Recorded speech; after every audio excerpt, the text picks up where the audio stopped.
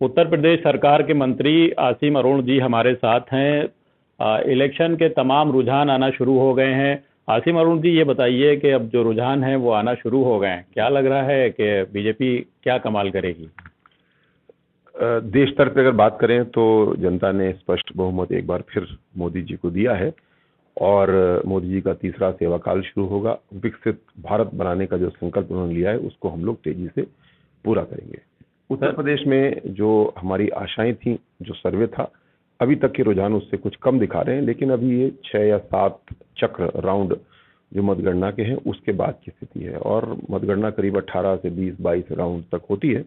तो मुझे अभी बहुत सारी आशाएं हैं और जो हमारी विशेषकर जो कम मार्जिन वाली सीटें, हमेशा ही वहाँ पे 50,000 के अंदर फैसला होता है, उनका फैसला अभी शाम तक होगा। मुझे आशा है कि जो हम टारगेट लेके चले थे हम उसके करीब पहुंचेंगे। सर, जिस तरीके से एग्जिट पोल सामने आए तो क्या लगता है कि नतीजे भी उसी के मुताबिक होंगे?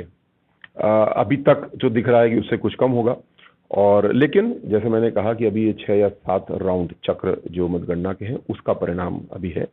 अभी ये करीब 1/3 वोट ही गिने गए हैं, 2/3 वोट गिनने के लिए बाकी हैं।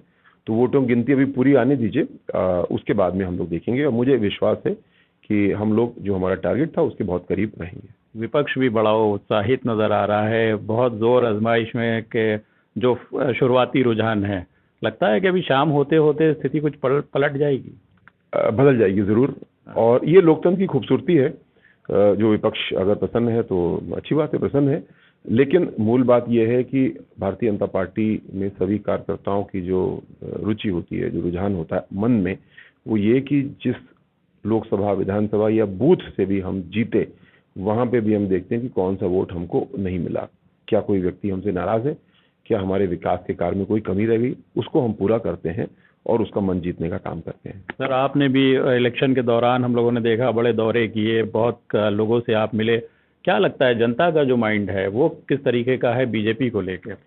मोदी जी का पिछले 10 साल के सेवा काल में सबसे बड़ा योगदान यह है कि उन्होंने जो जाति और धर्म की वोट बैंक की राजनीति थी उसको समाप्त किया है और विकास, परफॉर्मेंस की राजनीति की ओर लेकर के बढ़े हैं। इसके विपरीत अखिलेश यादव जी ने बांटने वाली राजनीति करने की कोशिश की। कोई ये जाति मुझको मिल जाए, ये धर्म मुझको मिल जाए और किसी तरह मैं जीत जाऊं, किसी तरह सरकार बन जाए। तो केवल चुनाव जीतना विषय नहीं है, विषय है कि राष्ट्र को कैसे आगे लेके चलना है, और उसके लिए जो मोदी जी ने काम किया वो हम सबके सामने है। आगे भी हम लोग इसी नीति पे काम करेंगे, विकास के लिए काम करेंगे और हर व्यक्ति को जोड़ने के लिए काम करेंगे। सर, सरकार आगे बनती है केंद्र में, तो क्या लगता है, क्योंकि आप भी तमाम लोगों से जुड़े हुए हैं, तमाम आप जगह पे जाते हैं, लोग आपसे मिलते हैं, लगता है कि अब देश का जो विकास है वो कहीं आगे जाएगा? देश बहुत ही तेजी से आगे बढ़ेगा, पिछले 10 सालों में बहुत तेजी से आगे बढ़ा है। हर आंकड़े के हिसाब से अगर आप सड़क पर निकलें, हवाई जहाज देखें, रेल देखें, कानून व्यवस्था देखिए, इंडस्ट्रियलाइजेशन देखिए, हर तरीके से हमारे सामने विकास है। इसकी गति और तेज होना चाहिए, इसके लिए मोदी जी अब काम में लगे हैं। जैसे उन्होंने कल अपने लेख में लिखा भी कि बिना एक पल गंवाए हुए हम लोग को काम शुरू कर देना है, और देखिएगा वो कल नहीं, वो आज से ही काम शुरू कर देंगे।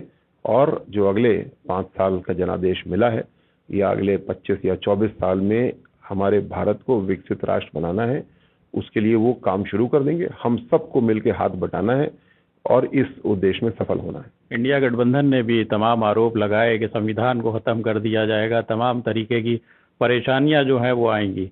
क्या लगता है कि आपको जो इंडिया गठबंधन के तमाम आरोप हैं वो जनता ने स्वीकारे या नकार दिए?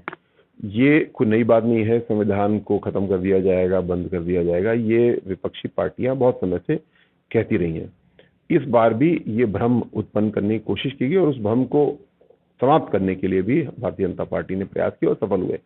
लेकिन असली बात यह है कि क्या हम बंटवारे वाली राजनीति करेंगे या सबको जोड़ने वाली राजनीति करेंगे। जो जोड़ने वाली राजनीति भारतीय जनता पार्टी करती है उसको सबने स्वीकार किया है, उसको पसंद किया है।